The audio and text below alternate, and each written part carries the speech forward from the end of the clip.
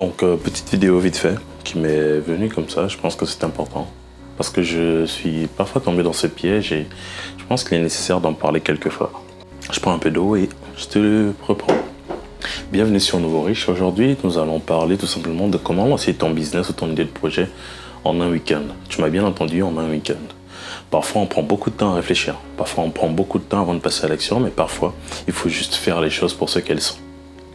Si tu n'as pas encore lancé ton entreprise, il est probable que tu y penses depuis longtemps sans passer à l'action. Un mythe persistant parmi les personnes qui veulent lancer des entreprises ou des business, c'est qu'ils doivent avoir la bonne idée avant de commencer. Et je pense profondément que c'est faux. Vous ne commencez pas par l'idée parfaite. Vous commencez par décider de lancer une entreprise, un business, puis vous trouvez un processus pour générer des idées. Donc, dans cette même démarche, il est important que tu te lances, il est important que tu prennes le taureau par les cornes. Un conseil bête, mais commence avant d'être prêt. Personne ne se sent jamais prêt. Que ce soit pour lancer une entreprise ou pour avoir des enfants, par exemple, la plupart des gens réfléchissent trop avant d'agir. Les entrepreneurs à succès agissent d'abord, puis ajustent leur plan en cours de route. La raison pour laquelle je te le dis, c'est parce qu'il est important que tu prennes confiance et que tu aies confiance en tes compétences. Elles finiront par te mener là où tu dois être. Plutôt que de planifier ton chemin vers la confiance, commence à agir. Et cela, je l'ai appris en lisant un livre de Ray Dalio qui s'appelle Principle. Dans son livre, il partage l'importance d'améliorer sa machine au fur et à mesure que l'on rencontre des obstacles. Le plus important est d'agir. Ne vous laissez pas paralyser par comment concentre-toi plutôt sur les petites actions que tu peux entreprendre immédiatement pour mettre tes compétences en action le plus tôt possible. Je te donne ce conseil. Il ne vaut rien peut-être, mais c'est le plus important. D'après mon expérience, mon homme d'expérience, la plupart des gens ne sont pas bloqués par des problèmes techniques, mais plutôt par le côté émotionnel. Ils pensent avoir besoin de l'idée parfaite pour se lancer, ce qui est faux. Tu commenceras par trouver l'idée en chemin. C'est en chemin que tu améliores ton idée. Une fois que tu as cette confiance, tu as ce soutien émotionnel, la prochaine étape est l'approche centrée sur le client. J'ai parlé avec de nombreuses entreprises, ils sont unanimes, le client passe avant l'idée. Vous ne trouverez pas une idée d'entreprise, vous commencez par identifier des personnes à qui vous voulez vendre quelque chose. Une fois que c'est fait, le produit viendra par lui-même. Identifier un besoin, tout simplement. Commence par identifier ta zone d'influence, les personnes que tu connais par exemple ou avec lesquelles tu interagis. Idéalement, ces personnes doivent avoir de l'argent. Il est plus facile de créer une entreprise en ciblant des clients solvables. C'est-à-dire que le client doit être prêt à donner de l'argent pour le service, pour le produit que tu veux lui proposer. Et c'est une façon bête et méchante de savoir s'il est valable. Ensuite, liste les problèmes qu'ils rencontrent. Demande-leur directement ce qui les ennuie, ce pourquoi ils paient déjà et ce qui pourrait être amélioré. En identifiant suffisamment de problèmes, tu trouveras des opportunités d'affaires. Par exemple, Uber est né parce que quelqu'un a trouvé difficile, par exemple, de réserver un taxi quand il était sur Paris. Enfin, si l'histoire est vraie, mais n'empêche que c'est ce que j'ai appris.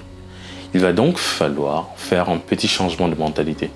Donc, de passer de l'approche à l'entrepreneur tout-puissant qui veut tout accomplir, à l'approche basée sur le client est roi. Prenez une idée d'application comme Uber par exemple. La plupart des entrepreneurs passeraient des heures à la conceptualiser, à créer un logo, une entreprise et à regarder des vidéos sur le codage, etc. avant de finir par abandonner parce que c'est difficile. À l'inverse, la bonne approche selon moi serait de mettre le client au cœur de toutes les décisions.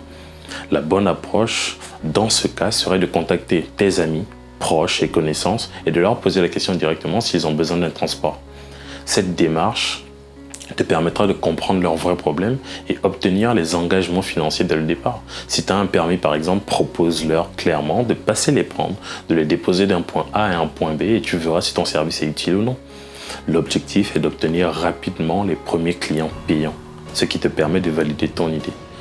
Par exemple, j'ai une amie qui est très forte en cuisine. Le conseil que je lui donnerais simplement, c'est de proposer de faire un dîner à domicile, 20 € par personne pour commencer.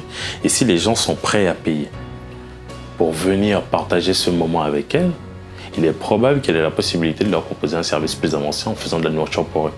Pour lancer une entreprise, Commence par parler à tes potentiels clients, identifier leurs problèmes et obtiens leur engagement financier. Ne te perds pas dans les détails techniques avant de valider ton idée, tout simplement parce que time is money. Donc tu n'as pas de temps à perdre, ou tu la valides ou tu passes à autre chose. Et maintenant, le point crucial, demande-leur de l'argent. Propose-leur par exemple de précommander une course à l'avance. Tu verras ainsi la valeur de ton idée, car personne ne dépense son argent à moins de croire réellement en l'idée. Les mots sont bon marché, mais l'argent est une valeur sûre, est un KPI important pour voir si ton idée fonctionne ou non, ou elle est bonne ou non. Lance ton entreprise en trouvant un problème, en trouvant des personnes prêtes à payer pour ta solution, en leur parlant beaucoup, en obtenant de l'argent d'elles avant de créer quoi que ce soit. C'est ce que j'aurais aimé savoir en débutant dans le monde de l'entrepreneuriat, ou du moins dans le monde de la réflexion autour des idées et de la conduite du changement dans une entreprise.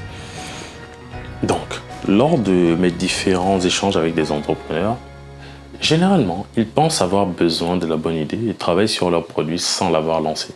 Tout cela est une perte de temps pour moi. Les entrepreneurs expérimentés passent beaucoup de temps à parler à leurs clients avant de valider leur idée. Parce que c'est un critère important pour valider si ton idée est bonne ou pas. Je te recommande vivement, mais vraiment vivement, de ne pas attendre, sans tarder. Prends l'idée, la première idée, consulte tes amis et propose-leur ton service sans plus attendre. Que ce soit gratuitement ou du moins moyennant une certaine participation, mais tu dois garantir que le besoin est réel et qu'ils ont réellement besoin d'un service autour de ce que tu veux proposer. Réfléchir, trouver des solutions, créer un produit avant même de savoir si le marché est prêt à le recevoir ou non est une perte de temps pour moi. C'était Glacien, une idée très rapide. En attendant, je te conseille même de regarder la vidéo qui s'affiche juste ici où je te parle toujours des thématiques autour du business et de la finance. Prends soin de toi, c'était Glacien.